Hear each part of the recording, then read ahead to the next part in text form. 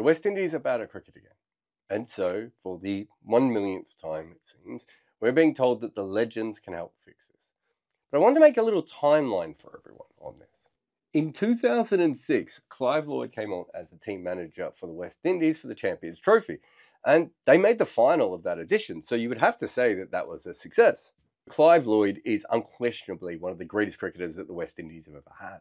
This incredibly powerful left-hander from Guyana, just huge and hit the ball really hard, and then becomes the architect of what is one of the greatest, if not the greatest team to have ever existed in the world. So when they are looking for legends because they're struggling, of course they turn to him. So in 2006, Lloyd comes in for the Champions Trophy, and the West Indies actually do quite well. They end up making the final of that edition, and so Clive Lloyd sticks around. Sadly, the West Indies team don't stay as good as they are in the 06 edition. They kind of go back to normal, or at least the new normal. So in 2010, they make a different decision. Joel Garner comes in as the manager. Now, anyone who's ever been on this channel will know that I think Joel Garner is one of the greatest bowlers to have ever lived. He's probably in the top handful of ODI bowlers ever, and I think he's massively underestimated as a test bowler as well. But he does not change their fortunes. So in 2011, Richie Richardson comes in. Most people would know him more as a match referee, but he was a fantastic player and perhaps the last batter who truly just didn't wear a helmet all that often.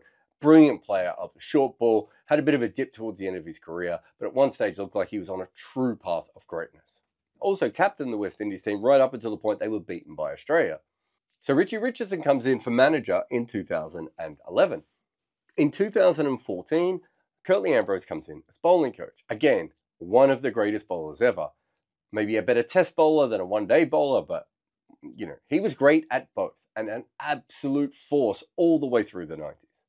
It's not just him, though, because Lloyd comes back again. This time, instead of being the manager, he's the selector. So you have two legends available to them in 2014. There's actually a little bit of a lull here, but I've put Desmond Haynes' name in because in 2018, Viv Richards asked for him to be the head coach. Desmond Haynes is one of the people who pioneered the anchor role. He was part of one of the greatest opening test partnerships ever with Gordon Greenidge. Again, absolute dead set legend. He doesn't get the head coaching job in 2018. However, in 2022, he does become chief selector. So Desmond Haynes does eventually get a role, and West Indies get another legend involved with their national side. In 2024, they bring in another one, more of a more modern legend. Daren Sammy, of course, is the World Cup captain over a couple of different campaigns, and he's probably the first modern legend. To be honest, they don't have many to pick from, but certainly someone who's very well known and very well respected, and also partly got the job because he's Daren Sammy. And then this year, they've been absolutely awful, albeit against two fantastic teams in Australia and India. And so there is calls again for a new change. And now we see Brian Lara on a committee to help fix West Indian cricket. Brian Lara, of course, is one of the greatest batters of all time. We have him firmly within our top 10 in the art of batting. He's also a very underrated white ball player. He held the world records for first-class cricket and test cricket when it came to the highest scores. Just an absolute other-level genius. I would never say don't talk to Brian Lara. But I would say this. You've got a two-time World Cup winning captain. You've got one of the greatest openers across two formats available here. You've got one of the greatest bowlers ever and one of the other greatest bowlers ever. You've got a former successful captain who is a pretty good player himself. And of course, you've got the architect of what the West Indies actually went on to be. All of these people have been involved at different times with West Indies cricket, and at no time have they got better. The question you have to ask yourself, having looked at all this, has to be, if West Indies legends could have fixed the West Indies cricket team, wouldn't they have done it by now? My latest book is The Art of Batting. It delves deep into how the best players ever made their runs. Get your copy today. So let's just look at how bad the West Indies batting has become. We're looking at batting average by era here. We're looking from 1980 to 1996. The vast majority of that, of course, is the West Indies prime. And then we're looking from 1997 through to now, which is very much not their prime. So here we have the rest of the world. And here we have the West Indies. So the rest of the world used to score at a batting average of about 32, right? And they've managed to bring that up to just over 33. So a little bit of improvement. And we kind of expect that because the early 2000s, well, the first 15 or 16 years of them were the greatest batting era ever. It's come down a lot of recent years, but certainly there's been a bit of growth there. Whereas the West Indies in their great period, averaging 34 runs per wicket, and that has come down to under 28. That is a huge drop considering the rest of the world is making more runs and they've still managed to make like a lot less. One of the things we look at here is match ratio. Basically, how many runs do you score compared to the other players in the same games? Since the start of the year 2000, Chanderpaul, Brian Lara and Chris Gayle are the only three batters from the West Indies who are better than average when it comes to scoring runs in test matches. The only three other players who are a slight minus are Ramnarasawan, Craig Brathwaite and Darren Bravo. So you have one group that's a plus, one group that's about a neutral, and then it just keeps getting worse and worse and worse until you get to poor Taran Ganga at the end, who's 40% worse than what we would expect. And these are the most successful West Indian batters because they're the ones that stuck around long enough to actually make 2,000 runs. So you can imagine what this would look like if we looked at the players who didn't do that. The problem with match ratio, of course, is you are being compared to other players in your own game. That includes your teammates. And in the case of the West Indies, that's not good because they don't make a lot of runs. So if we look at era factor, it's still basically the same thing again. You have Shivnarine Chanderpaul up top, you have Brian Lara just next to him, and you have Chris Gayle this time as a bit of a massive plus. The fourth player is more interesting, and it tells us a little bit about era factor as much as anything else, because that also takes in the position in the batting order that you have. So this is Jason Holder. So by this metric alone, it would suggest that Jason Holder is the best batter that the West Indies have had in the last 20 years. We obviously don't quite agree with that, but we also understand why he's high on this list. Now let's have a look where everyone else is. Sadly for Darren Ganga fans, he comes out last again. But you can see the same pattern here. It's just a couple of players are okay, a couple of players who are nearly neutral, and then we go all the way down. But what I really wanted to look at here was when these players made their debut and to see if there was any sort of pattern, because I had a bit of a theory about Ramnarasawan, and that's really what I wanted to talk about here. So in the year 2000, 4 players made their debut. Those 4 players were Chris Gayle, who, as we said before, when it comes to era factor, was a slight plus, so he still does okay. Ramnarasawan is just under, so not terrible, but also not a plus. And then you've got Wavell Hines and Marlon Samuels, both of which were international quality players, but more fringe. So in the year 2000, 4 West Indian batters who were all in various ways international quality came into the game. In 2003, we had Devon Smith come in, who just didn't make any runs. The next year was DJ Bravo, who also didn't make a lot of runs, but obviously is an all-rounder. So from 2004 until 2010, the West Indies did not have a single player who made their debut with the bat and made 1,000 runs. You're already starting to see the problem here. That was Darren Bravo, who could have had a much better career. Maybe we didn't even see the peak of. But sadly, this was about as good as it got for him. The following year in 2011, we have Craig Brathwaite, who has obviously gone on to have a very long career and in modern times would be considered the best specialist batter the West have had. Kieron Pollard also made his debut that year and he did not make as many runs. In 2014, one of my favourite cricketers, Jermaine Blackwood, made his debut and he's been okay for a lower order specialist batter, but is nowhere near a power player. In 2014, Shai Hope came in and he didn't make a lot of runs. He actually had a brother who made fewer runs, but we've forgotten about him entirely. The next year, Roston Chase came in as a bit more of an all-rounder, but again, has a very similar record to Hope. I just couldn't fit them both in there. And in 2020, we had Campbell. So you have a situation where Chris Gayle starts up here. And the next player anywhere near neutral is Craig Brathwaite, and he debuts more than a decade later.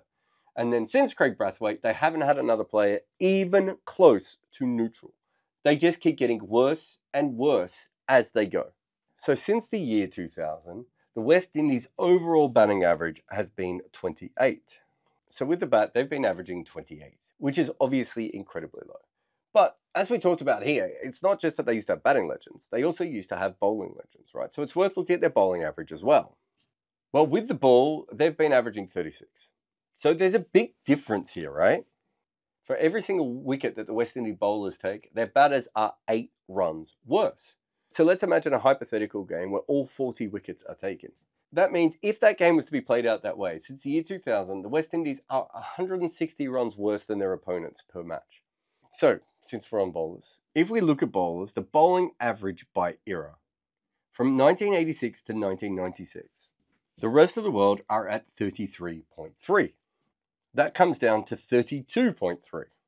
Now remember, this doesn't include run-outs and extras and all sorts of things. We're just looking at purely the batting and the bowling. So even though the batting average went up, the bowling average has actually come down, which is interesting in itself, but it's also the different ways that these stats are collected. But essentially, in both cases, it's pretty similar, right? The West Indies, on the other hand, used to average 27 with the ball. They now, in this era, average over 35. So if you compare the two graphics, you could almost argue that the bowlers are doing just as poorly as the batters. So why is it of recent times we're only here about the batting? So we have looked at the batting versus bowling average in the last 10 years of West Indian cricket. This is the West Indies batting over the last 10 years. There is 1 year where they average more than 30. The global average at any time is usually around 32. They are not actually ever around 32. They are always beneath it. And of course, what has happened over the last couple of years is they were already terrible and they've managed to get even worse. This year, they're averaging 18 runs per wicket.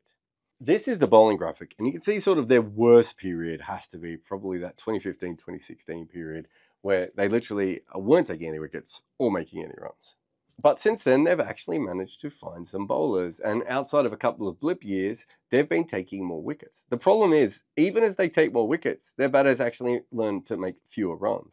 So there's this nice little period in here around 2018, 2019, where the bowlers are doing really well, and the batters aren't doing well, but the bowlers are doing really well. There really aren't many other periods where the bowling and the batting line is similar. So they're always worse than neutral. But if we just look at the last few years, we can actually see that the bowlers have been doing pretty good. Not enough to overcome the batters. And some of this might just be that it's been more bowling-friendly conditions. Obviously, they've got the Duke's ball over there. And sometimes the West Indies lay out pitches where you can take wickets. But the point being, over the last 10 years, it would be hard to look at this and say that bowling has been their problem. With Jason Holder and Roston Chase, they've even had some all-rounders available to give them extra bowling. Whereas the batting has been pretty much consistently awful the whole way through. There's one thing I want to say about this era, though. There are two batters that could have helped them a lot in the last decade, and neither of them are playing. That's Shimron Hetmeyer and Nicholas Pooran.